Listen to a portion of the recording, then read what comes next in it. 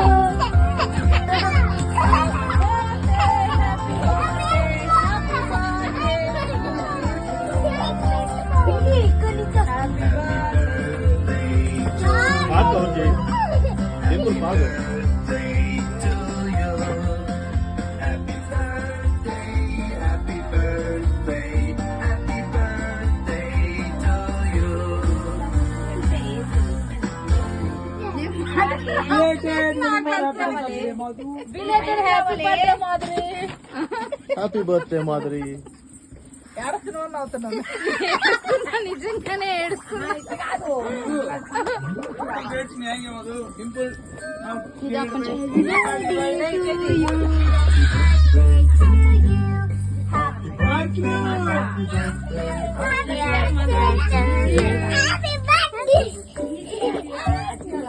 తెలియకుండా మా ఆయన సర్ప్రైజ్ ఇచ్చాడు.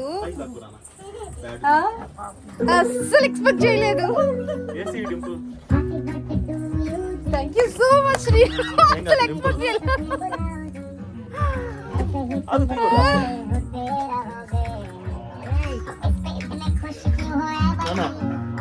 तुम तो बरसों पहले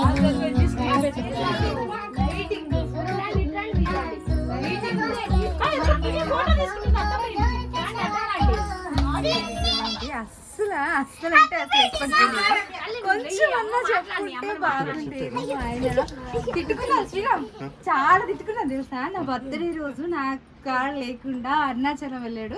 అస్సలు గుర్తులేదేమో అని అనుకున్నాను, కానీ వచ్చిన తర్వాత కాదు అంతా డింపుల్ ఎఫెక్ట్ అంతా మన సంబంధంలో. అసలు మా ఆయన ఇంత ప్లాన్ చేసి ఇంత సర్ప్రైజ్ ఎప్పుడు అడుగుతుంటాను, శ్రీరామ్ నాకు ఒక్క సర్ప్రైజ్ అయినా ఇవ్వచ్చు కదా, ఒక్క సర్ప్రైజ్ అయినా ఇవ్వచ్చు కదా అడుగుతుంటాడు. కానీ నేను ఊహించని సర్ప్రైజ్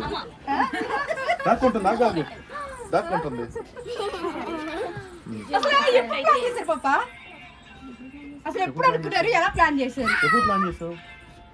ఎప్పుడు అనుకున్నారు నిజం చెప్పండి. నాకు గుర్తు అట్లా ఎవరు చెప్పారు సార్? ఫస్ట్ నువ్వు చెప్పావా, బాబాయ్ చెప్పావా? 2 months బ్యాక్ మాట్లాడుకున్నప్పుడు బరాక్ ఒబామా ఫోన్ చేశాడు.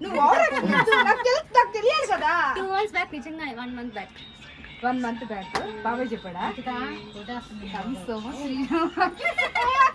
ప్రతి ఒక్క మనిషికి ఒక కోరిక అయితే ఉంటుంది కదా. సో అలానే నాకున్న కోరిక అయితే మా పెళ్ళైనప్పటి నుంచి మా ఆయన నాకు ఏదైనా ఒక సర్ప్రైజ్ ఇస్తే బాగుండు అని అనుకుంటూ ఉండేదాన్ని. సో సర్ప్రైజ్ అంటే మళ్ళీ ఏదేదో పెద్ద పెద్దవి కూడా కాదు, చిన్న చిన్నవి నాకు ఇష్టమైన వాటిలో. నాకు గోల్డ్ అంటే ఇష్టం. సో గోల్డ్ షాపింగ్, గోల్డ్లో కూడా మళ్ళీ పెద్ద పెద్దవి కాకపోయినా ఇయర్ రింగ్స్ బ్రాస్లెట్స్ ఇలా ఉంటాయి కదా మన బడ్జెట్లో వచ్చేవి. సో అలాంటివి మెయిన్గా అంటే నా సెలెక్షన్ ఏం లేకుండా తన అంతటా తన ఓన్గా వెళ్ళి సెలెక్ట్ చేసి ఇస్తే చూడాలి అని నాకైతే చాలా ఇష్టంగా ఉండింది. సో అడుగుతూనే ఉండేదాన్ని మా పెళ్ళైనప్పటి నుంచి. నేను అట్లా అడిగిన ప్రతిసారి మా ఆయన చెప్పే మాట ఏంటో తెలుసా, నాకు అంత టాలెంట్ లేదు, నీకు ఏదైనా నచ్చితే దాన్ని మాత్రం తీసేయగలను అంతవరకే తెలుసు, కానీ నా అంతటా నా ఓన్ ఎక్స్పెరిమెంట్స్ అయితే నేను ఎప్పుడు చేయలేను అని చెప్తూ ఉండేవాడు. మా ఆయన అలా చెప్పినా కానీ నేనైతే మా ఆయన అసలు వదిలేదాన్ని కాదు. టైం వచ్చిన ప్రతిసారి అడిగేదాన్ని, అంటే సందర్భం వచ్చిన ప్రతిసారి నా బర్త్డే కానీ మా మ్యారేజ్ యానివర్సరీ కానీ ఎప్పుడు వచ్చినా కానీ అలా అడుగుతూనే ఉండేదాన్ని.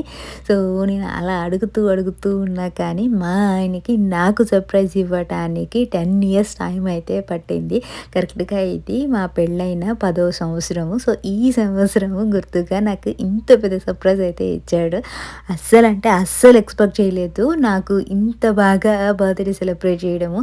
నేను అడిగినవి చిన్నవి గోల్డ్ అండ్ క్లాతింగ్ ఇలాంటివి, కానీ వాటన్నిటికి మించి ఇది చాలా పెద్ద సర్ప్రైజ్. అంటే అసలు ఎక్స్పెక్ట్ చేయనది ఇంత బాగా ఇస్తాడని అసలు ఎక్స్పెక్ట్ చేయలేదు. So thank you so much Sriram. And చూసారు కదా ఎలా ప్లాన్ చేశారో. మామూలుగా అయితే మేము షాపింగ్ కానీ రెడీ అయ్యి కూర్చోన్నాము. నా బర్త్డే వచ్చేసి 19th.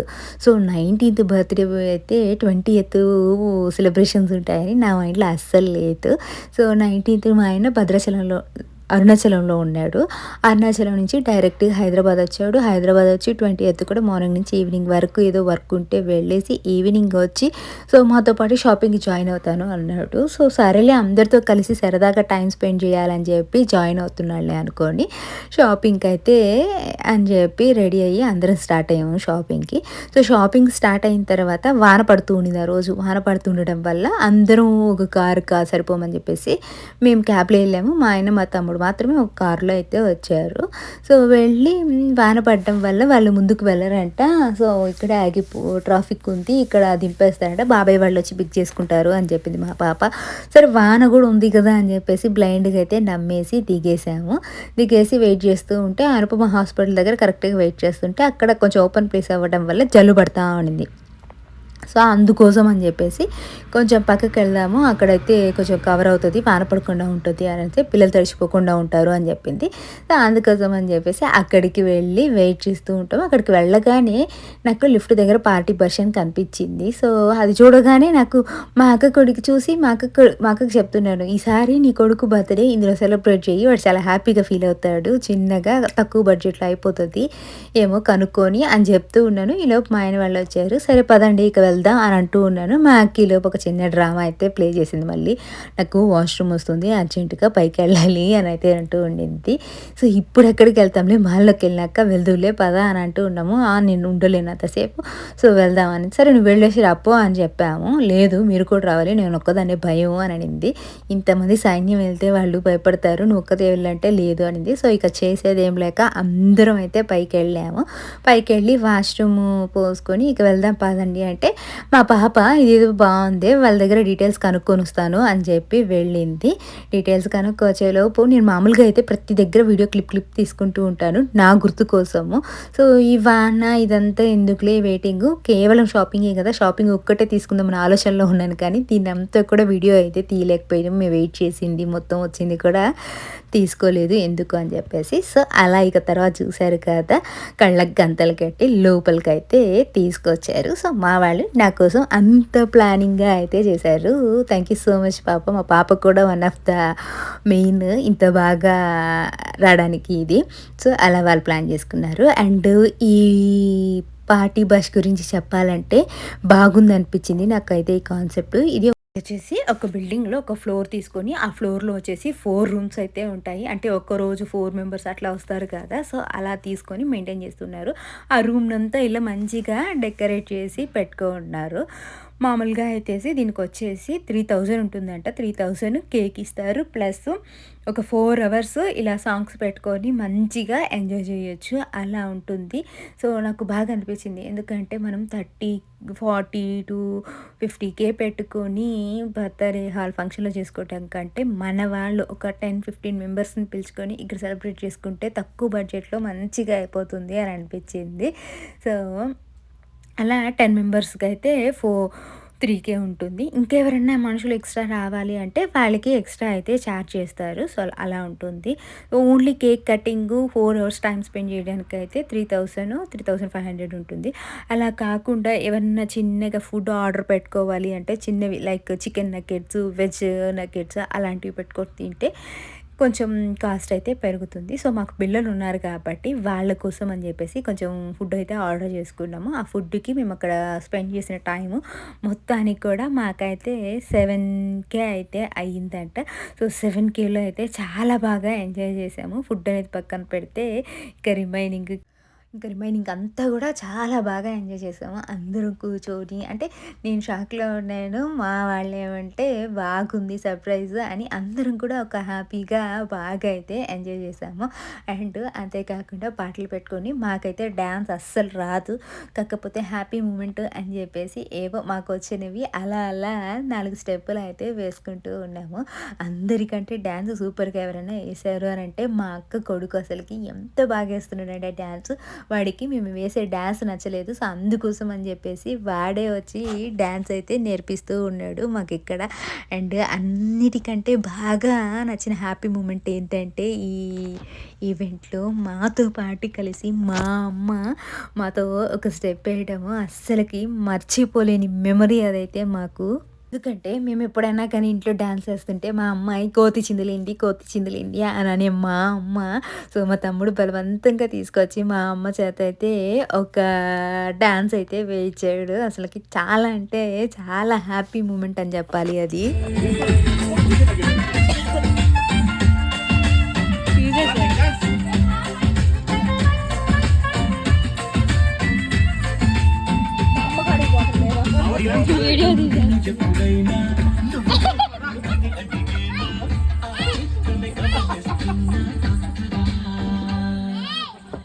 పిలిచినప్పుడు రమ్మ కొడుకు అసలు అప్పుడప్పుడు ప్రేమ ఉంటుంది.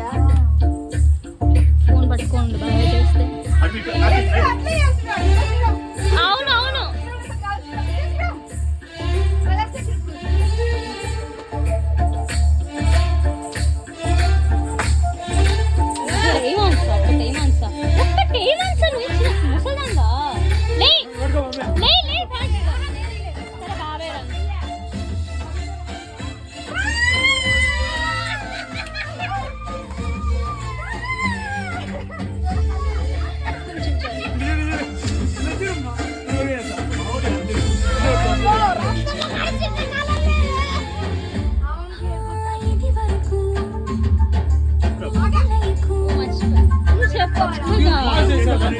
వీడియో చేస్తున్నా.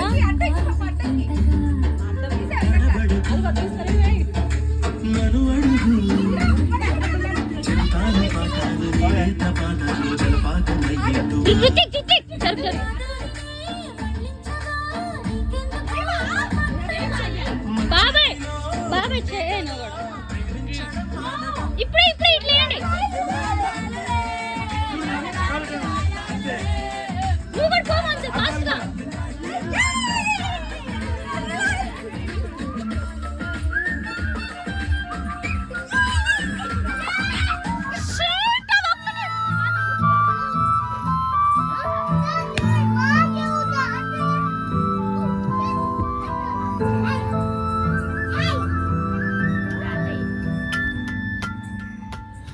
ఏవేవో కలలు కన్నా ఏవైపో కదులుతున్నా ఏమైందో తెలియకున్నా ఎన్నెన్నో జరుగుతున్నా ఏమైందో నాలోనే ఏమైందో ఏముందో ఇక ముందేం కానుందో ఇదేమిటో ఈ మాయ పేరేమిటో ఇదేమిటో ఈ మాయ పేరేమిటో ఏవేవో కలలు కన్నా ఏవైపో కదులుతున్నా ఏమైందో తెలియకున్నా ఎన్నెన్నో జరుగుతున్నా ఏమైందో నాలోనే ఏమైందో ఏముందో ఇక ముందు కాందో ఇదేమిటో. మా అమ్మ చాలా బాగా వేసింది కదా, అసలు మా అమ్మ అలా వేస్తుంటే మాకు ఎంత హ్యాపీ అనిపించిందో. అప్పటి వరకు ఒక్క స్టెప్ వేయమని మా అక్కని బ్రతిమలాడుతూ ఉన్నాము, మా అక్క ఒక్క స్టెప్ కూడా వేయలేదు. ఫైనల్గా మా అమ్మ, నేను, మా అక్క, మా తమ్ముడు, మా ఆయన అందరం కలిసి, మా బావ కూడా మిస్ అయ్యాడు, ఏదో వర్క్ ఉండి చాలా బిజీ వర్క్ ఉండి రాలేకపోయాడు. సో మా కంప్లీట్ ఒక స్టెప్ అన్నట్టు ఉండేది. సో అలా అందరము బాగా ఎంజాయ్ చేసాము. మా అక్క కొడుకు డ్యాన్స్ బాగా వేస్తున్నాడు కదా, బుడ్డది కూడా నేర్చుకుంటుంది కదా, బుడ్డదాన్ని వెయ్యి అని అంటే బుడ్డది వేయలేదు. సో అందుకోసం అని చెప్పి వాళ్ళ అన్న వాళ్ళ చెల్లికి నేను నేర్పిస్తాను చెల్లి నువ్వు వెయ్యి అని చెప్పి వాళ్ళిద్దరైతే జల జల జలపాతంకి సాంగ్కి అయితే డ్యాన్స్ వేస్తున్నారు. సో అలా అందరూ డ్యాన్సులు వేసుకున్నాము. మా బావ వస్తాడు అని చెప్పేసి ఫైనల్ లాస్ట్ వరకు అయితే వెయిట్ చేసాము. ఇక 4 hours టైం అయితే అయిపోయింది. ఇక చేసేది ఏం లేక కేక్ అయితే కట్ చేసేస్తున్నాము. సో అలా కేక్ కట్ చేసేసుకున్నాము. సో అందరూ అంటే ఒక్క మాట అయితే చెప్తాను, ఈ వీడియో చూసిన చాలామంది అనుకుంటారు అబ్బా వీళ్ళు ఎంత లక్కీయో కదా అని అనుకుంటారు. ఎవరు లక్కీ అన్లక్కీ ఉండదు, ఎవరి హార్డ్ వర్క్ని బట్టి వాళ్ళ రిజల్ట్ అయితే వస్తుంది. సో నేను ఇంత కూడా ఎక్స్పెక్ట్ చేయలేదు. చిన్న సర్ప్రైజ్ కోసము 10 years అయితే ఓపిక్గా ఉన్నాను. అంటే మా ఆయన చేయలేదు అని చెప్పి అలగటము అలా ఏం లేదు. సో ఏదో ఒక రోజు వస్తుంది అన్న హోప్తో, ఏదో ఒక రోజు తీసిస్తాడు అన్న హోప్తోనే ఉన్నాను. సో ఆ హోపే నిజమైంది. సో ఎవరైనా కానీ అంటే చాలామంది అనుకుంటారు, ఒకరు ఎంజాయ్ చేసే మూమెంట్ చూసి వీళ్ళు చాలా లక్కీ అనుకుంటారు.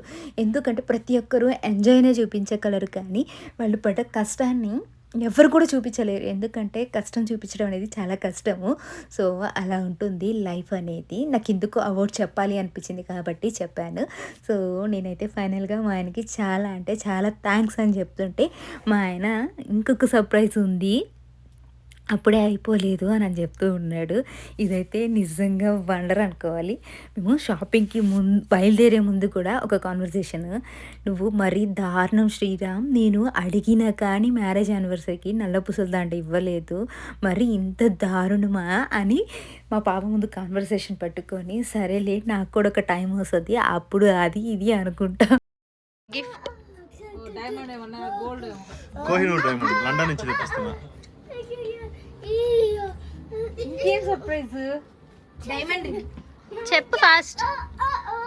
నేనైతే గెస్ కూడా చేయలేదు. ఎప్పుడు నల్లపూసల దండ అడుగుతున్నా, నల్లపూసల దండ అరే ఇట్టంటే అమ్మాయి చెప్పింది చేస్తాను చెప్పు. చెప్పాలి కదా. నల్లపూసల దండ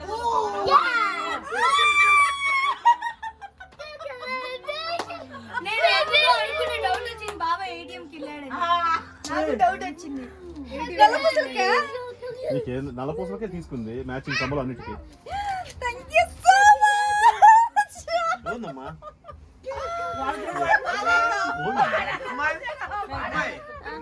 యూ సో మచ్. మీ ఆయన డబ్బులు ఇచ్చినందుకు అడ్డకి పాప అడ్డకి అడుగురా. డబ్బులు ఇచ్చినందుకు థ్యాంక్ యూ సో మచ్. మరి సర్ప్రైజ్ ఇచ్చినందుకు ఇచ్చింటే నాకు ఇంత గుర్తుండేది కాదు. నేను అడుగుతూ ఉంటే కాదు కాదు కాదు కాదు అని చెప్పి అంటే మీ ఆవిడ ఫోటోలు పెడితే మీ ఓటు చేసి అది రిప్లై ఇవ్వలేదు దానికి. ఇంకా నాకు సర్లే ఏం చేయాలో తెలియక ఎక్కడికి వెళ్ళాలో అర్థం కాక.